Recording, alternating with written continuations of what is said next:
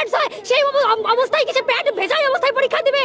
যেই শিক্ষামন্ত্রী আমাদের সিচুয়েশন বুঝে না তার উচিত পদত্যাগ করা। কারো যদি সমান জল নিয়ে মেয়েরা পরীক্ষা দিতে যাচ্ছে, সাধারণ মানুষ কবর সহ বাইসে যেতেছে, মানুষ মারা যেতেছে, হাজার হাজার মানুষ। আমাকে জান বড় নাকি আগে পরীক্ষা বড়? যে 32% পাস মার্কস লিখে বুটেক্সে চান্স পাইছে এমন কোশ্চেন আমাদেরকে দেওয়া হয়েছে।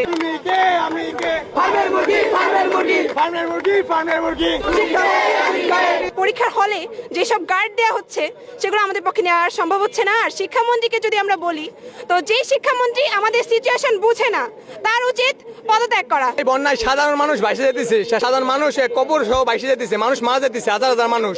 তো সবাইকে আগে জান বাঁচাবে নাকি আগে পরীক্ষা দিব? আমাকে জান বড় নাকি আগে পরীক্ষা বড়? আমাদের শিক্ষামন্ত্রী আমাদের সাথে যেমন বিহেভিয়ার করতেছে যেন আমরা তাদের শত্রু। মানে সিলেবাসের ভিতরে তো কোশ্চেন দিবে, বুয়েট থেকে এটা কেমন প্রশ্ন, এটা আমরা কিভাবে সলভ করব? এমন শিক্ষামন্ত্রী আমাদের দরকার নাই যে আমাদের সিচুয়েশন বুঝে না, যে আমাদের এমন পরীক্ষা নেয় যেটা অ্যাডমিশন লেভেলের কোশ্চেন হয়। এমনকি এমনও হয়েছে যে 32% পাস মার্কস লিখে বুটেক্সে চান্স পাইছে এমন কোশ্চেন আমাদেরকে দেওয়া হয়েছে। সারা দেশ যেখানে বন্যায় ভেসে যাচ্ছে, কেউ কোনো জায়গায় পরীক্ষা দিতে পারছে না, সেখানে হাঁটু সমান জল নিয়ে মেয়েরা পরীক্ষা দিতে যাচ্ছে। কারো যদি পিরিয়ডস হয় সেই অবস্থায় কিছু প্যাড ভেজাই অবস্থায় পরীক্ষা দিবে। দুইটা প্রশ্নে ভুল ছিল, 6 নাম্বার প্রশ্ন আর 7 নাম্বার প্রশ্ন। তো এই সব প্রশ্ন আমরা কিভাবে সলভ করব, কিভাবেই বা আমরা পরীক্ষা দিব, যেগুলোর ব্যাপারে আমাদের কোনো আইডিয়াই নাই। শিক্ষামন্ত্রী যদি চায় আমাদের আগেই বলে দিত তোমাদের ফেল করানো হবে, তোমাদের পরীক্ষা দেওয়ানো হবে না। আমরা এ প্লাস পাইনি, আমরা এসএসসিতে পরীক্ষা দেই নাই, এখন সেই স্টুডেন্ট আমরা পাস নিয়ে চিন্তা করছি কেন? 2009-8 এর প্রশ্ন যেগুলো আমাদের নরমাল গাইডে নাই, ইভেন যেসব মেডিসের প্রশ্নপত্র করছে সেইগুলো তো আমরা পড়বো না কোথা থেকে? আমরা যে পরীক্ষা দিব আমরা পড়বো কোথা থেকে যে আমরা পরীক্ষা দিব? আর যারা যেই সব মেয়েরা এসে লাইভে এসে বলছে না পরীক্ষা খুব ভালো, ওরা পড়ছে কোথা থেকে যে তাদের পরীক্ষা ভালো হয়েছে?